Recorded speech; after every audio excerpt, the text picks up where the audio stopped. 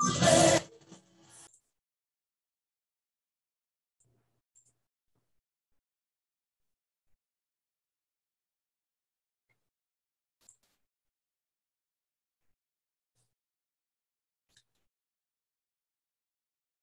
noite, pessoal.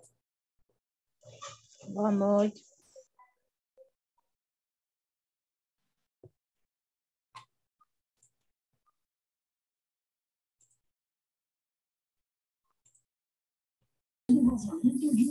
Boa noite, professor.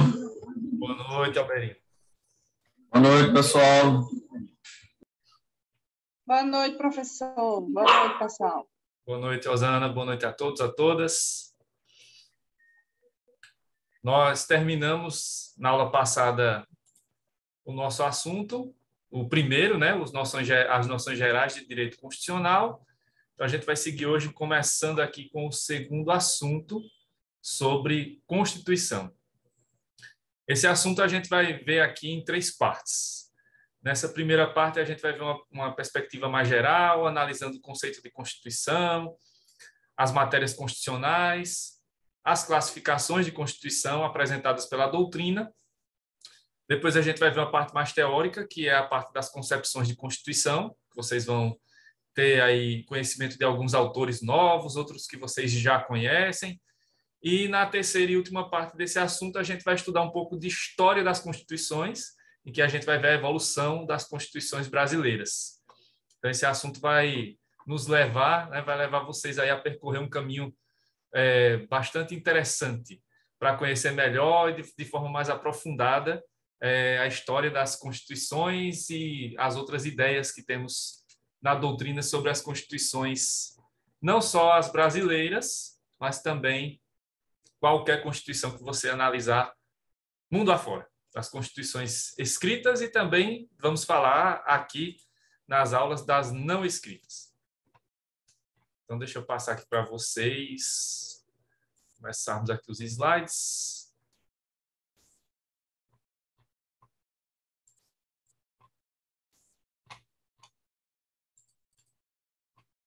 Aí o nosso segundo assunto, Constituição. Vamos começar aqui com o conceito de Constituição. Esse conceito aí vocês vão encontrar em todos os autores, só que, claro, com palavras diferentes, mas a ideia básica é a mesma, certo?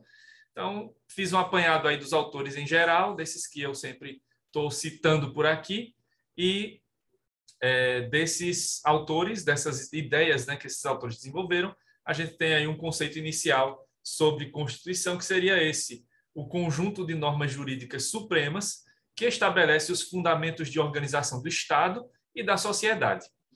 Desse conceito aí, nós podemos extrair algumas informações básicas para que vocês possam começar a entender como funciona uma Constituição e para que ela serve, né? Então, em primeiro lugar, essa primeira expressão que aparece aqui, conjunto de normas jurídicas. A Constituição é norma jurídica como as outras normas que existem no ordenamento. Então, podemos dizer sem medo de errar que a Constituição é norma jurídica. E como as outras leis, como os códigos, também é um conjunto de normas. Nesse conjunto de normas que compõem a Constituição, nós vamos encontrar uma divisão feita pela doutrina em regras e princípios. Então, no texto da Constituição, nós vamos encontrar as normas, que são aí o gênero, do qual vão derivar as espécies, regras constitucionais e princípios constitucionais. Então, é um conjunto de normas jurídicas, sem sombra de dúvidas, e que vai trazer no texto da Constituição, nos seus 250 artigos, mais os artigos do ato das disposições transitórias, as principais regras e os princípios fundamentais do direito constitucional brasileiro, e isso também levando em consideração as outras constituições mundo afora, os princípios e regras que também vão trazer ali as bases do direito constitucional para cada país. Essas normas jurídicas, elas não são de qualquer tipo, né? Elas têm um adjetivo aí que aparece na sequência, conjunto de normas jurídicas supremas. Então, essa palavra supremas não aparece aí por acaso, ela tem um sentido.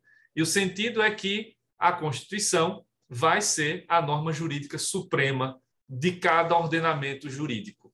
Isso vocês já começaram a entender no assunto anterior, quando eu disse a vocês que o direito constitucional estava lá no topo, né, dos ordenamentos jurídicos. Se o direito constitucional é a disciplina mais importante do direito, a Constituição é a norma jurídica, o conjunto de normas mais importante do direito, do qual vão derivar e vão se subordinar as demais normas. A gente vai ter um assunto, o próximo, que vai ser dedicado só a entender melhor isso, essa questão da supremacia da Constituição. Então, a Constituição tem essa característica de ser uma norma suprema, um conjunto de normas com características de supremacia. Então, esse conjunto de normas jurídicas supremas vai estabelecer os fundamentos de organização do Estado e da sociedade. Como eu já estou falando para vocês desde as primeiras aulas, o que a Constituição trata, de maneira mais geral, são esses dois grandes pontos. De um lado, as questões relacionadas a como o Estado se organiza, o país, né? E do outro lado, de que maneira a sociedade vai ser organizada e de que maneira os nossos direitos serão garantidos. Então, as constituições, toda a Constituição que se preze, vai trazer essas duas grandes áreas, sendo ali tratadas nas suas normas. As questões sobre a organização do Estado e também as questões relacionadas à organização da sociedade. Aí aparece abaixo desse conceito, né, uma foto histórica que foi tirada lá no dia 5 de outubro de 1988. Essa figura ilustre que está segurando a Constituição no seu texto original era o saudoso Ulisses Guimarães, que foi o presidente da Assembleia Nacional Constituinte, o órgão que criou a Constituição de 1988. Alguém já tinha falado aqui, né, no chat, já tinha lembrado que esse é o Ulisses Guimarães. Então, para quem ainda não o conhecia, está Ulisses Guimarães, que foi aí a figura-chave para que a Constituição saísse, né, da maneira que a grande maioria da população brasileira da época queria, né, a Constituição da volta à democracia. Aproveitando, né, que a gente está falando aqui dessa parte inicial e tal, que bom, né, que você viu pela TV na época. Eu era criança, então não me lembro. Se eu vi, eu não me lembro, né? Eu só me lembro dos vídeos que aparecem depois e tem hoje no YouTube, você vê tudo, né? Essa cerimônia que aconteceu aí e tudo mais. Mas vi mesmo, professor. Inclusive, também vi o Tancredo Neves e aí a história. Eu faço parte da história. Você é parte integrante da história recente brasileira. Muito bem. Então, lembrando do Ulisses Guimarães, né, e lembrando da Constituição de 88, essa nossa Constituição atual, vale lembrar sempre de uma parte, de um trecho do discurso do Ulisses Guimarães que tem sido cada vez mais lembrado de alguns anos para cá. Então, deixa eu sair aqui desse slide para mostrar a vocês esse trecho aqui do discurso do Ulisses Guimarães. Deixa eu colocar aqui. Então, no dia 5 de outubro, foi o dia em que a nossa Constituição de 88 foi promulgada, né? Foi ali votada, aprovada, e aí foi promulgada. Foi feito o discurso do presidente da Assembleia Constituinte, Ulisses Guimarães. E aí, nesse discurso, logo no início do discurso, esse discurso tem na íntegra, né, disponível aí em PDF, é só procurar na internet, tem essa parte aqui muito interessante, que tem que ser sempre lembrada, desse discurso do Ulisses Guimarães. Essa aqui que eu vou ler para vocês, esse trechinho aqui, que está selecionado. A nação nos mandou executar um serviço. Nós o fizemos com amor, aplicação e sem medo. A Constituição certamente não é perfeita. Ela própria o confessa, ao admitir a reforma. Quanto a ela, a Constituição, discordar, sim. Divergir, sim. Descumprir, jamais. Afrontá-la, nunca. Traidor da Constituição é traidor da pátria. Conhecemos o caminho maldito. Rasgar a Constituição, trancar as portas do parlamento, garrotear a liberdade, mandar os patriotas para a cadeia, o exílio, o cemitério. A persistência da Constituição é a sobrevivência da democracia. Quando, após tantos anos de lutas e sacrifícios, promulgamos o Estatuto do Homem, da Liberdade e da Democracia, bradamos por imposição de sua honra. Temos ódio à ditadura, ódio e nojo. Amaldiçoamos a tirania onde quer que ela desgrace homens e nações, principalmente na América Latina. Que isso jamais seja esquecido, principalmente em tempos que estamos vendo tantos riscos à nossa própria Constituição e à democracia, né? Então, que esse discurso do Ulisses Guimarães seja sempre lembrado, para lembrarmos da força que essa Constituição tem e do que ela representa para a sociedade brasileira, para todo o povo brasileiro, e não para uma claque que está governando no momento e que acha que tem o poder nas mãos, um poder absoluto. De maneira nenhuma. A norma jurídica mais forte é a Constituição. E todos devem se subordinar a ela, independentemente de quem seja, desde o presidente da República até nós todos, cidadãos, pobres mortais. Então, todos têm que se subordinar à Constituição. Que isso seja sempre lembrado. Então, já que eu estou falando do Ulisses, tinha que lembrar desse discurso histórico do Ulisses Guimarães. Alberino viu e ouviu com seus próprios olhos e ouvidos. E agora estou dando a oportunidade para quem não estava lá na época, ou para quem não lembra, como eu não me lembro, né, de lembrarmos desse discurso do Ulisses. Inclusive, professor, só um comentário para os mais jovens e para o senhor também, né? Mas o senhor sabe. O Ulisses, para quem não sabe, né, ele desapareceu, né? E eu também vi. Só não estava lá, mas eu também acompanhei a reportagem. Ele sumiu e até hoje não foi encontrado, né? Uma queda de helicóptero, né? Isso, acidente de helicóptero. Esse aí eu me lembro. Esse aí eu já estava mais velho, já me lembrei. Acho que foi 91, 90, não sei se foi 92. Foi. Bem, professor, aí já quer puxar demais na minha memória, né? Depois a gente acha aí quando foi que aconteceu o ocorrido. Então, o Ulisses já não está mais entre nós há muito tempo, mas fica aí a memória do discurso dele, de tudo que ele fez pelo país. Claro que também não era nenhum santo, né? Que ele, nos anos 60, aprovou uma lei que era a lei antigreve, depois eu falo disso para vocês, mas depois ele se redime e aí na Constituinte ele chega ao seu ponto mais alto na carreira política. Então aí está a Constituição, né? O conceito de Constituição. Como sempre, vocês já vão se acostumando, eu vou iniciando pelo conceito, por um conceito básico, como ponto de partida, né, para começarmos o assunto. Então, agora vocês já sabem mais ou menos como é uma Constituição, para que ela serve e tal. Então, agora a gente vai seguir e vamos ver outro ponto aqui importante, que são as matérias constitucionais. Então, esse ponto aqui, na verdade, é um aprofundamento do que eu estava falando para vocês ainda na aula passada, quando eu comecei a falar sobre o objeto científico do direito constitucional, né? E aí eu falei para vocês que mais à frente a gente ia começar a especificar melhor quais seriam essas normas e tal que estão ali sendo tratadas, quais são os principais temas que devem estar na Constituição. Então, agora é o momento de detalhar um pouco mais isso, se bem que ao longo dos 3 semestres esses pontos serão vistos com mais detalhes. Só lembrando aí, né, foi em 92 mesmo, né? Acabei chutando e acertando a data. Só não vou dizer a data precisa, mas foi em 92 que aconteceu. Foi, acho que um ano, ou no mesmo ano, ou no ano anterior ao impeachment do Collor.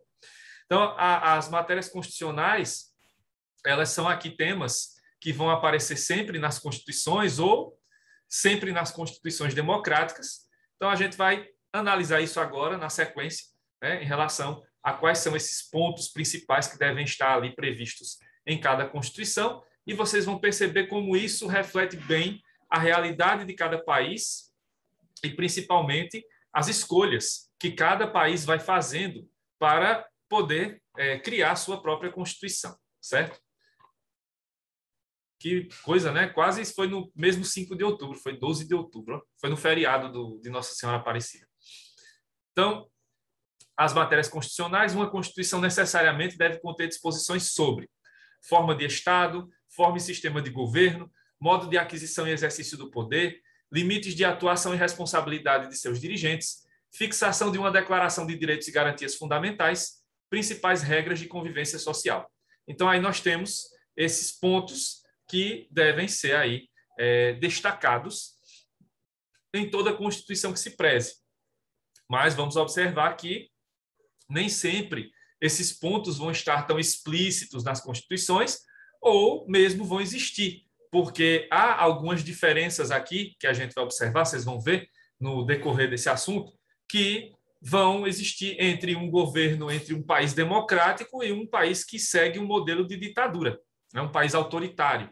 Então, essas regras, esses princípios, essas normas, elas podem aparecer de maneiras diferentes em cada país e podem até existir em alguns países, como no caso dos democráticos, e não existir em outros países que não sejam democráticos. Então, a gente vai agora dissecar um pouco mais, vai aprofundar um pouco mais essas ideias.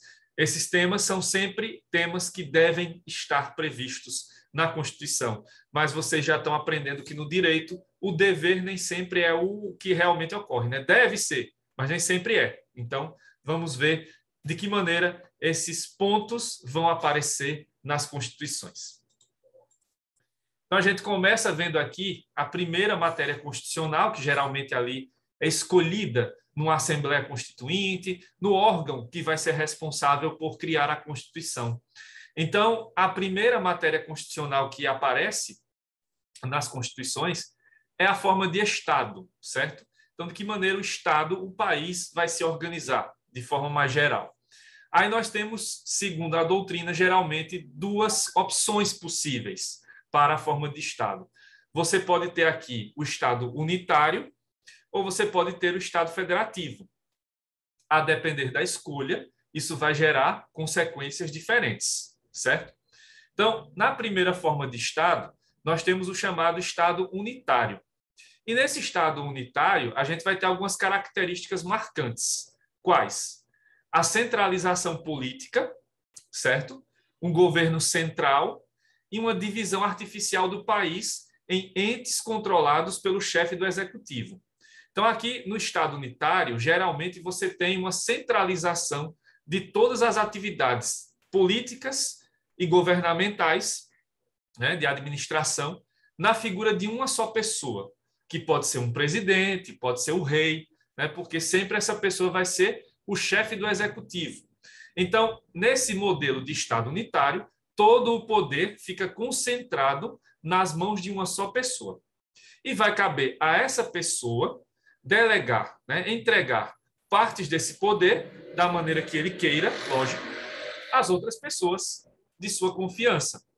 E aí ele pode realmente fazer essa divisão do país, uma divisão artificial, mas, de certa maneira, essa divisão vai ter o controle, vai estar sob o controle desse governante.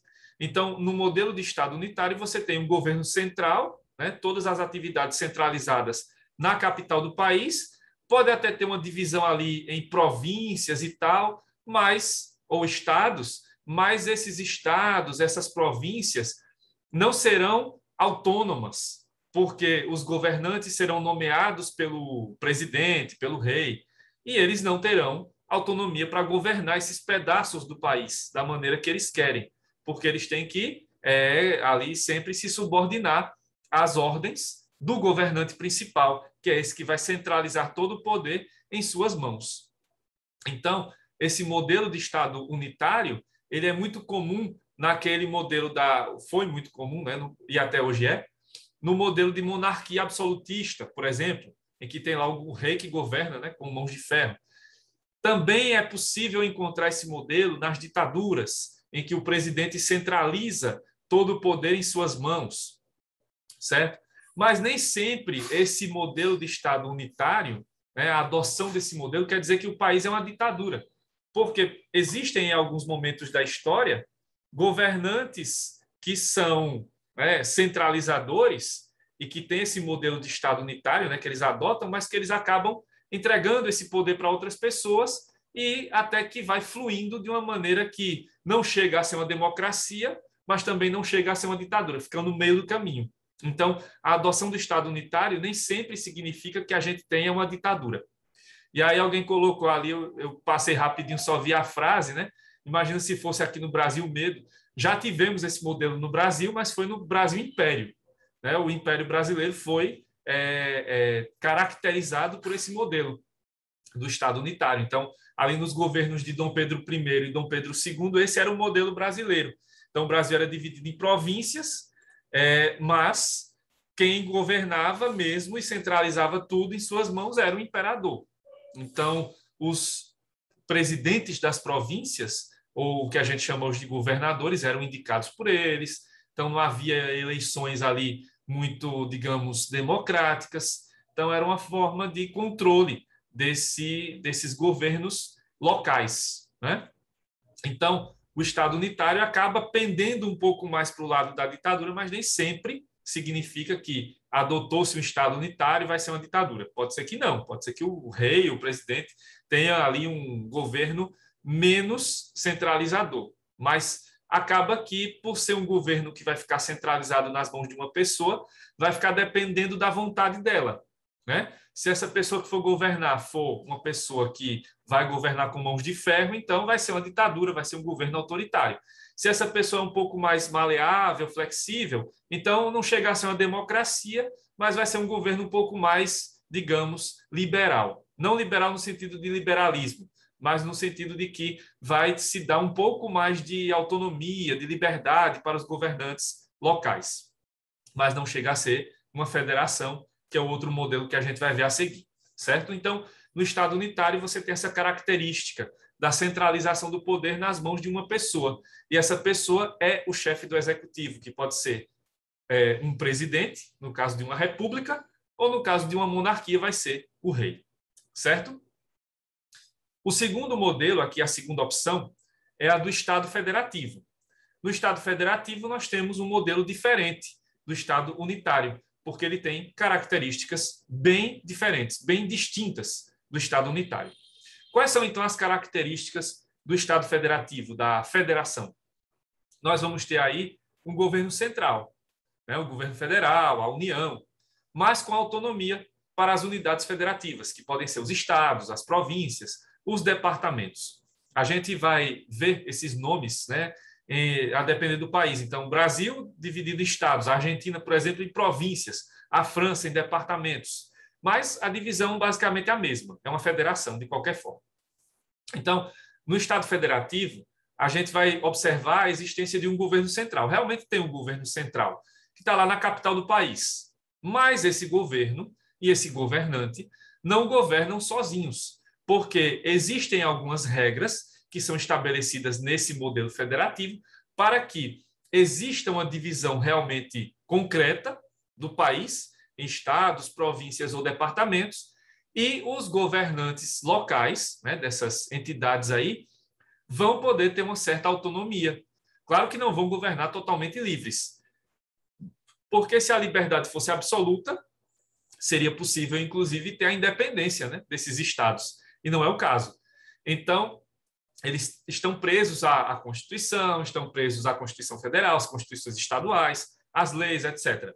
Mas eles têm uma certa autonomia, né? Então, eles conseguem governar, não necessariamente dependendo sempre das ordens do presidente, ou dependendo sempre das ordens do rei, né? Isso ficou muito claro aqui, no caso brasileiro agora, durante a pandemia, em que o presidente queria uma coisa, que era péssima para o país, isso está mais do que provado, e, por outro lado, os governadores conseguiram conduzir, bem ou mal, mas conseguiram conduzir o combate à pandemia até aqui. Então, essa distinção foi possível porque o Brasil é uma federação e houve essa autonomia para que os governadores também pudessem combater a doença, já que havia a omissão, há a omissão do governo federal até hoje em relação à pandemia, ao combate à pandemia. Então, isso fica muito claro em situações desse tipo, né? Mas não só assim, mas no cotidiano mesmo, nas decisões de governo, etc. Então, nesse modelo do Estado federativo, a gente tem esse modelo da federação. Tem um governo central, tem a capital do país, mas esse não é o único governante. Existem outros governos locais que têm autonomia para lidar com os problemas de cada local ali, de cada estado, por exemplo, no caso brasileiro. O Brasil adotou esse modelo desde que virou república, ou seja, desde o 15 de novembro de 1889. Então, desde essa época, o Brasil já é um Estado federativo. Mas aí vale outro lembrete. Lembram que eu falei agora há pouco? Não quer dizer que por um país adotar o Estado unitário, ele vai ser uma ditadura. Guardem isso. Da mesma forma, não é porque um país adota o modelo de Estado federativo que ele vai ser uma democracia. O Brasil é o maior exemplo disso. A gente nem precisa sair de casa, né, para ver. A gente vê aqui no Brasil mesmo. Durante a República Brasileira, quantas vezes o Brasil não já passou por ditaduras? Né? A própria Primeira República foi ali sempre oscilando entre democracia e ditadura. Depois a gente teve o Estado Novo, com Getúlio Vargas, que foi uma ditadura. E depois teve a ditadura militar, de 64 até 85. Então, nesse período todo, o Brasil era um Estado federativo, e ainda é. Então, não quer dizer que, pelo fato de que o país adota o modelo federativo de Estado, que ele vai ser uma democracia. Não, porque existirão outros fatores que vão ser determinantes para poder definir se esse país é uma democracia ou se é uma ditadura, certo? Então, não levem para esse lado, né, de dizer Estado unitário é ditadura, Estado federativo é democracia. Não, porque isso não é verdade. Né? Você pode encontrar ditaduras no Estado unitário, é mais comum, né? E pode encontrar ditaduras no Estado federativo. Não é tão comum, mas pode acontecer. E o Brasil é o exemplo claro disso, de que já houve ditaduras dentro do modelo de Estado federativo, certo? Então, essa é a distinção que existe quando se fala em forma de Estado. E aí, quando se faz a Constituição, os constituintes, as pessoas que vão lá fazer a Constituição, vão ter que adotar essa opção, Estado unitário ou federativo. No caso brasileiro atual, nós adotamos o modelo de Estado federativo. Isso está, inclusive, no nome oficial do Brasil. Né? O nome do Brasil é República Federativa do Brasil. O federativa tá lá não é por acaso, é por isso aí, porque o Brasil adotou o modelo de Estado federativo desde o início da República até hoje. E aí, quem foi que falou aqui? Deixa eu ver. Foi o Alberino, que o Figueiredo foi o último presidente da ditadura, o militar, né? Porque o Tancredo ainda foi eleito no contexto da ditadura, mas já na transição, né? E aí ele não pôde assumir isso, e o Sarney foi o último mesmo, né? Desse modelo, mas já foi um presidente civil, né? Então, em relação à forma de Estado, o Brasil adota o modelo federativo, mas já adotou também no passado, lá no Império, o modelo de Estado unitário. Certo, pessoal? Até aqui alguma dúvida?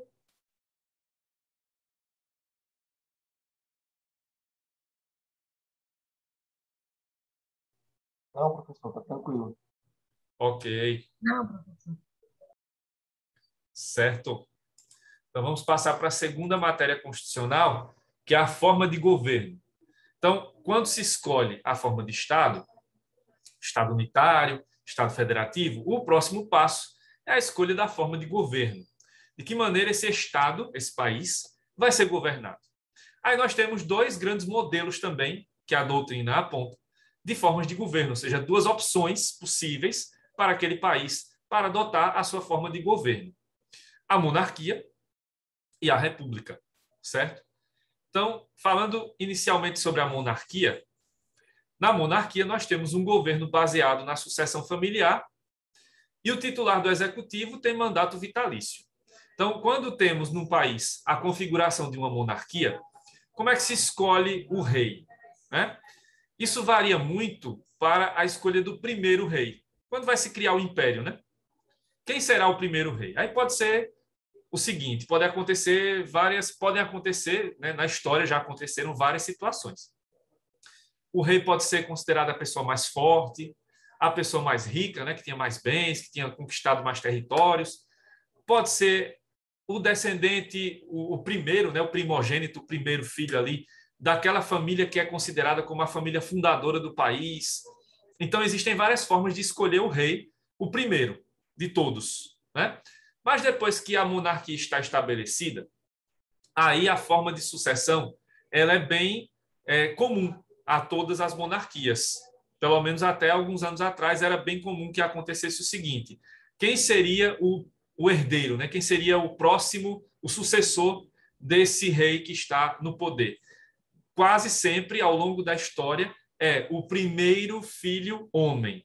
Então, tem sempre essa questão da primogenitura, né, do primeiro filho, e a linha masculina, tem que ser homem. Então, mesmo que a primeira filha do casamento lá fosse mulher, ela não seria a princesa herdeira, e aí ia se esperar pelo surgimento do primeiro filho homem. E se não aparecesse nenhum filho homem, aí essa herança, né, essa sucessão ia para o primeiro homem que tivesse ali na sequência da linha sucessória, o irmão, né, do rei, um tio, um sobrinho. E nessa história, a gente tem aí a união de países, como aconteceu no Brasil colônia, que Portugal passou um tempão sendo parte da Espanha, porque o rei de Portugal morreu, não deixou descendentes, e aí o seu parente mais próximo nessa linha sucessória era o rei da Espanha. E aí passou um tempo que Portugal e Espanha eram um reino só, e o Brasil passou uma época ali, final do século XVI e início do século XVII, sendo colônia da Espanha. Aí depois é que volta a ser colônia de Portugal, quando acontece lá a morte do rei da Espanha e reaparece um herdeiro do trono de Portugal. Nisso a gente vê também ali na Europa, né, os casamentos entre parentes, entre irmãos, né, da mesma família, da família real, que gerava lá, né, porque aí quando você tem esse tipo de união, né, você vai ter ali a maior probabilidade de nascimento de crianças com problemas. Então, as famílias reais têm esse problema histórico. E aí você vê, quando você vai percebendo ali na história, que as famílias reais têm sempre alguma ligação, né? A família real inglesa tem ligação com a família real dinamarquesa, com a família real holandesa, e assim vai, né? Eles têm essa ligação. Mais recentemente, já agora, final do século XX, começo do século XXI, na Europa, onde ainda tem monarquias, né? Houve uma mudança nessa regra da sucessão, de ser o primeiro filho homem. Passou primeiro na Holanda, salvo engano, e hoje, né, já existe essa determinação também no Reino Unido, na Inglaterra, de que a pessoa que vai ser sucessora não é mais determinada pelo sexo. É o primeiro filho ou primeira filha. Então, não tem mais essa questão de ser o primeiro filho homem. Se nascer uma menina, ela será a princesa herdeira. Não aconteceu ainda, mas no futuro poderá acontecer. Então, sempre a sucessão aqui é baseada dessa maneira, né, na sucessão familiar. E quem assume o cargo de rei ou rainha vai exercer esse cargo com mandato vitalício. Então, não tem um período de mandato para o rei, né? Então, esse rei, essa rainha vai governar até quando renunciar ou até quando morrer.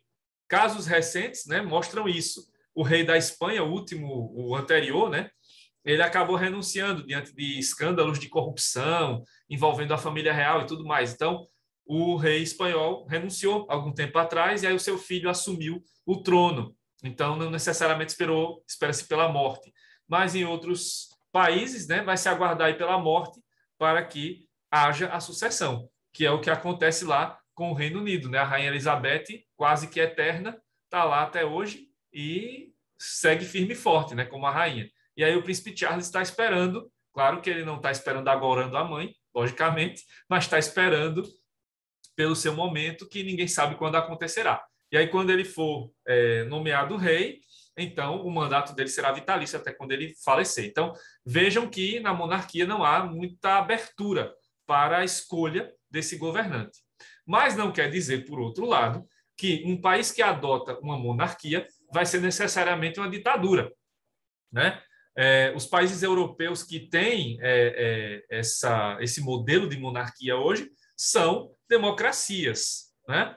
Mas a gente vê ainda algumas monarquias que têm características absolutistas, principalmente ali a Arábia Saudita, né? Aqueles reinados ali do Oriente Médio, eles têm essa característica ainda de serem reinados absolutistas, da Ásia, né? Da parte mais oriental. Então, você ainda vai observar a existência desses governos que têm uma característica ditatorial, mas não quer dizer que por adotar uma monarquia, que aquele país vai ser uma ditadura, né? Porque hoje existem vários países europeus que são monarquias e são democracias. Sim, a Rosana está falando da série Esparta e tal. Tem várias séries, né, que falam sobre isso, séries de época, que falam desses casamentos por conveniência. Até as séries de ficção, como a já concluída Game of Thrones, falava disso, né, também desses casamentos por conveniência, que são muito comuns nas famílias reais. Bom, aí falei sobre a monarquia. Esse modelo monárquico foi adotado pelo Brasil, só lembrando, né? No Brasil Império, Dom Pedro I, Dom Pedro II. E aí, como é que eles chegaram a esse cargo, né, de rei? O Dom Pedro I, que foi o primeiro rei, que ele era o primogênito, né? Era o príncipe herdeiro de Portugal. Então, acabou que ele ficou com esse encargo aqui quando declarou a independência. Então, era como se fosse o herdeiro natural ali para poder tomar conta do Brasil, vamos dizer assim. E aí o Dom Pedro II assumiu justamente por ser o filho primogênito do Dom Pedro I, depois que ele renunciou ao seu cargo, né? E aí o Brasil e outros países adotam hoje o modelo republicano, que é a segunda forma de governo.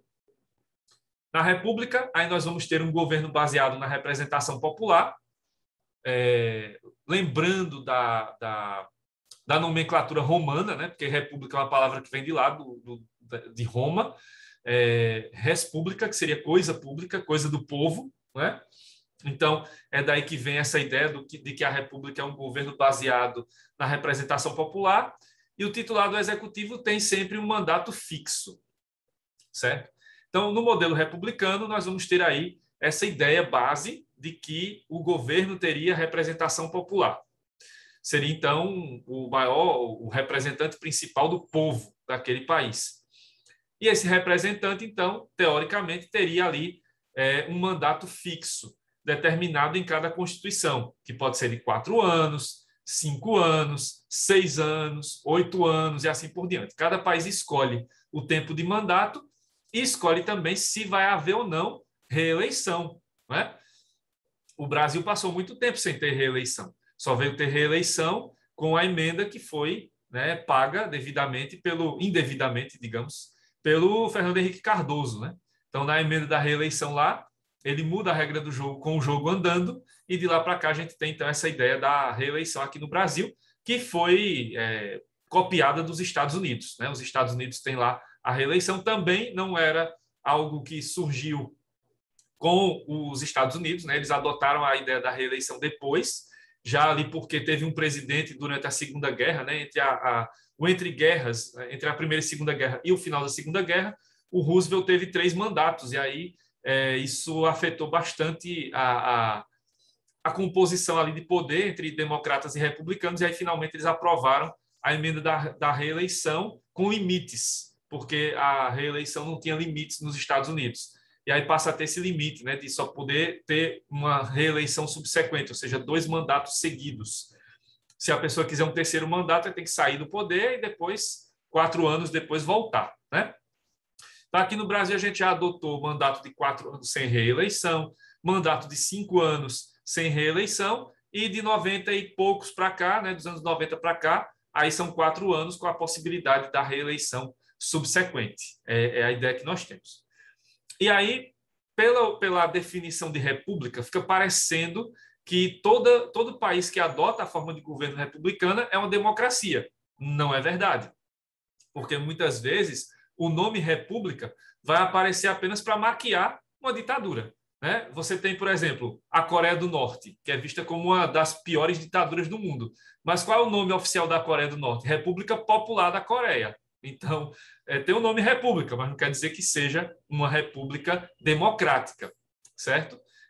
Outros países que tem por aí, República Democrática do Congo, né? O próprio nome da China, né, que é a República Popular da China. Então, não quer dizer que seja um governo realmente popular, com eleições periódicas e tal. Pode ser que não aconteça isso.